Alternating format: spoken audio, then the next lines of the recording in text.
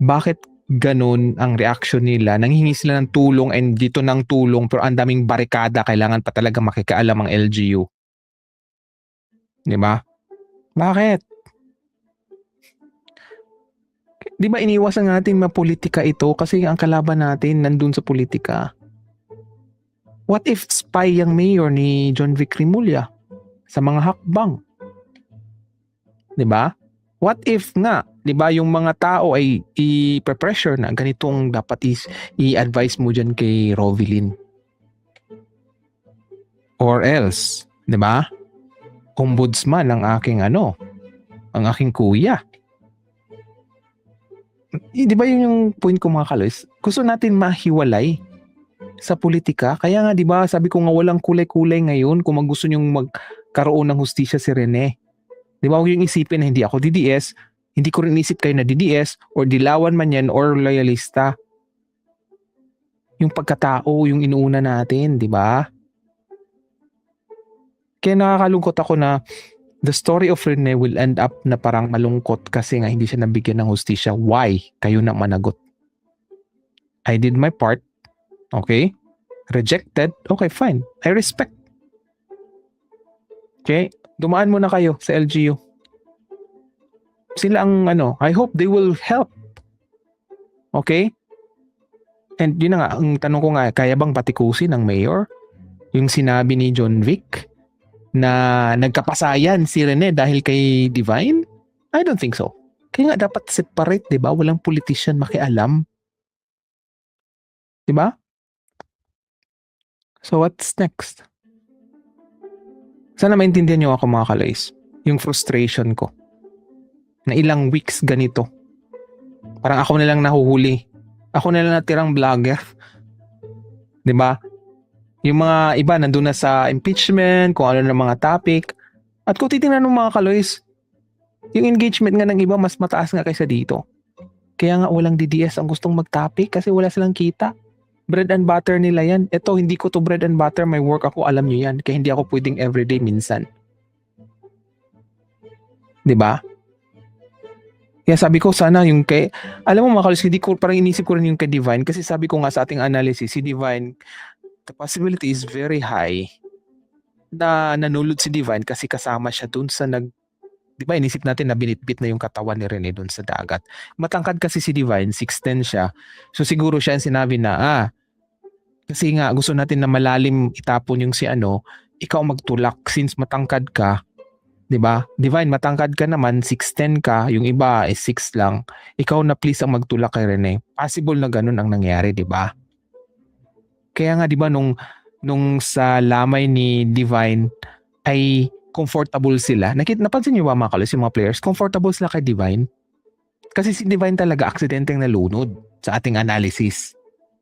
Yung kay Rene, takot silang tumingin. Okay? Sa kabaong ni Rene kasi alam nila na sila ang dahilan kung bakit ganun. 'Di ba? So sinayang niyo po ang tiwala ko. Yung mga nakapaligid sa nanay ni Rene, sinayang niyo po ang tiwala ko sa inyo. Kaya sana kayo na lang ang gambalain ni Rene. Hindi ako. Kaya sabi ko pasensya na Rene, ginawa ko na ang ko. Sabi ni Pax Silica daghan karon niya. I want to discuss about Pax Silica mga kalis kasi engineer ako. Alam ko kung anong advantage niyan na gusto kong i-share sa inyo. 'Di ba? Ang daming topic gusto kong i-discuss pero naawa ako dito kay Rene. 'Di ba? Ang daming kababalaghan akong na-experience na parang Diyos ko, ngayon ko lang 'to naramdaman. Okay, or na witness na may ganun pala talaga. 'Di ba? Okay mga bashers, kayo na. Okay? Kasi wala kayong tiwala kasi di ako DDS. Ganun ba? Di ba? Huwag mo sanang bigyan ng kulay. Kaya nga ang daming mga bashers nitong kay Rene, karamihan naman sa karamihan na, hindi lahat, ay pinklawan. Di ba? Sinishare ko ba yung mga fake news nyo? Hindi. Di ba? Kasi nasi-check ko kung totoo hindi. Hindi ko sinishare. Kasi pangalan ko rin ang nakataya Diba? Ano, i-share ko yung fake news para kumita lang ako? Karma ang kasama nun. Ayaw ko nun. Okay? At masisira talaga yung pag-analyze natin kung kahaluan natin ng fake news. Anyway, good luck sa LGU. I hope you will maintain yung support kina Rene. Kailangan nyo. Lalo na pag mag-down na yung popularity ni Rene, kailangan talaga ng pamilya niya ang tulong nyo. Okay? Kayong nagsasabi na, okay lang yan, bakit kayo magmadali? Okay, I hope ipagpatuloy nyo ang pagbili ng memorabilia at yung negosyo, tulungan nyo. Okay? Ayun naman yung project na na reward system, o di kayo. Diba?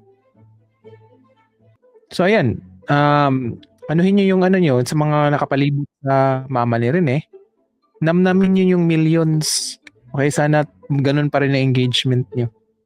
Sana hindi sila magsawa. Okay? Sana. Kasi ngayon pa lang di ba? Nandun na ang recommendation sa NBI. Di ba? Sa DOJ. May nangyayari ba? Wala. Magsi 60 days na. May nangyayari ba? Wala. Si Torion ba nagsasabi ng urgency? Di ba sabi niya, gusto ko ng nanay after 40 days After 40 days. So 40 days, nagkaroon ng time yung kalaban itago yung mga ebidensya. Kung ano yung kailangan plansahin. Di ba? Pinarelax yung nanay. Right? Hindi kaya sugo si Torion kasi atinista din ang kanyang siguro mga anak or siya o yung vice president kakilala niya. Di ba nakita mo yung si Coach Chess, di ba? Dili lang, project rin Diyos ko po. Anyway, yun na, nalulungkot lang ako dito kay Rene. Sana patawarin mo sila Rene. Okay? Ganun talaga. Minsan malupit talaga dito sa mundo. Wala lang mga kalis. Nanghihinayang lang ako.